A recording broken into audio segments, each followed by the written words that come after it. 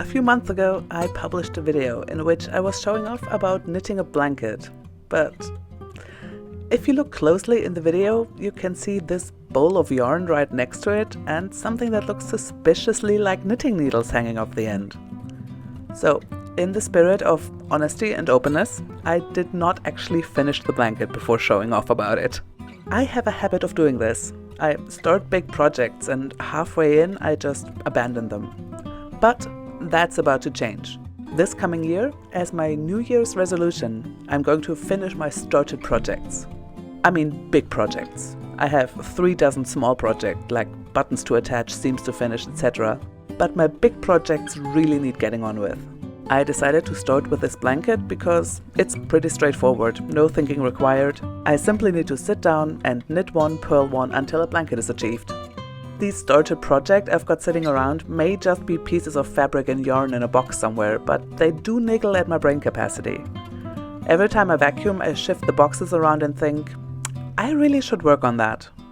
And I feel slightly disappointed with myself when I remember how long I've ignored them. I'm very good at starting projects, not so great at finishing them. But that will change this year, I hope. And I'm probably not telling anyone anything new here. The satisfaction when I sewed in the ends and anticipated finally being able to place the finished blanket in its designated spot was so freeing. Beyond the joy of the item, the joy of work well done and finished was quite likely the biggest serotonin rush I've had since Corona started. Now, in order to force myself to actually go through with my New Year's resolution, I'll take you on a little tour of my inadequacy and request in return only a bit of friendly peer pressure that will hopefully make me finish the things. That was more pompous than expected.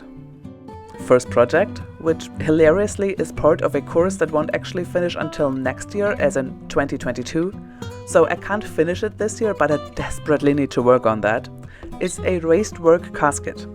Raised work caskets were a fashion in the 1660s, and this one from the collection at Windsor Castle is just incredible. Those trees, the shepherdess, the sheep, all needlework. At the beginning of the year, I had planned to spend a week in Oxford in July to attend an embroidery course at the Ashmolean Museum. 2020 put a massive wrench in those works, but the wonderful people at Ornamental Embroidery who run the course changed things around. They sent out the threads so we can work at home. Not quite the same ambience, but possibly more comfortable. I was supposed to start work in July, and as you can see, I had not even opened the envelope yet. The design is by Nicola Jarvis, who is an incredible artist, and I'm so lucky to be able to work on this. This will be my most important, if a hobby can ever be called important, my most important project to work on, so I can catch up with the rest of the course. I'm so happy and excited, and I'd like a psychologist to explain why I waited so long to get started.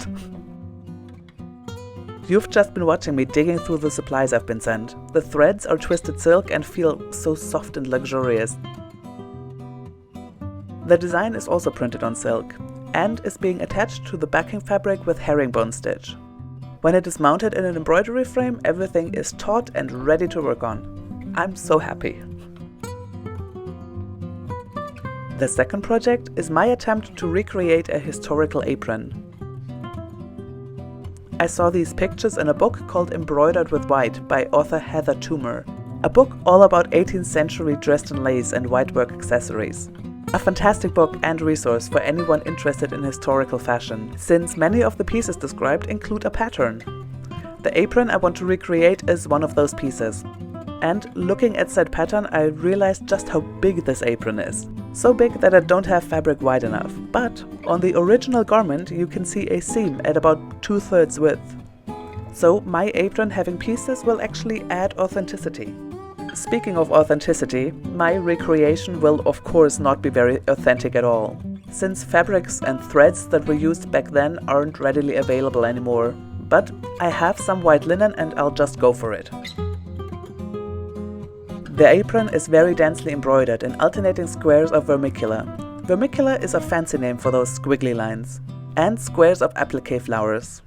There's 2 different flower motifs that also alternate, and because there wasn't a clear picture of the second flower motif in the book, I contacted the author, who was extremely gracious and nice about the whole thing.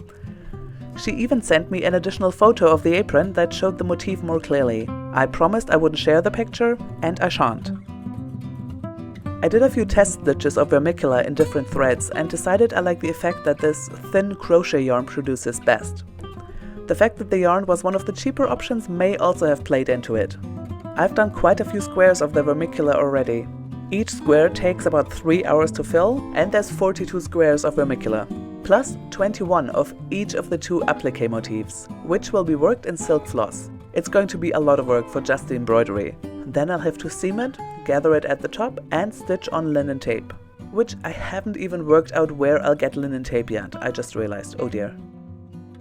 Project the third is making a dress based on a Madeleine Vionnet pattern that I found in this book. I need to stay away from books, I think. They give me ideas. Vionnet was a designer who had these really beautiful, intricate, unusual designs, and the book has patterns for each of them. One of the few designs that she made that I can even understand the construction of is this red dress. I made a pattern and a sample that I will not be modeling because I only made the front, and I don't want to be on YouTube with my butt hanging out. That stuff's for OnlyFans. The state of the dress so far is I attached those petal shapes together to make the skirt, and now I have to sew a rolled hem all around the petals.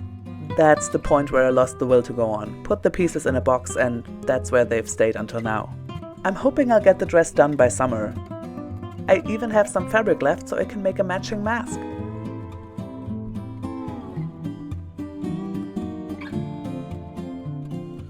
The last project is a patchwork blanket. I don't even remember when I started this, at least 10 years ago. I have pieces in all stages of assembly. The pieces ready to attach,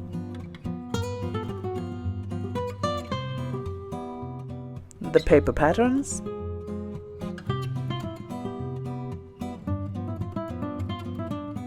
pre-cut pieces of fabric, and the started blanket. Depending on how big I'll end up making the blanket, I'm anywhere between 1/3 and 3/5 done. I keep going back and forth. Sometimes I look at what I've already done and I love the thrown together look, and sometimes I just want to set it on fire and start over. Maybe I'll do something in the middle and end up undoing parts I'm not so keen on and keep working on the rest. Who knows, who knows. This project is lowest on my list of priorities, in a spot that is best described as I'll get to it when I get to it.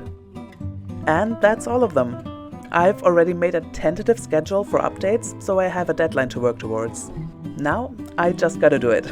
Going through the supplies and the footage, I remembered why I started in the first place and fell back in love with the crafts. Thank you so much for watching. I'm hoping the pressure of putting all of this out into the world will make me stick to my plans. So, again, thank you for watching. And if you enjoyed this video and maybe are curious to see if I succeed, you could subscribe to my channel.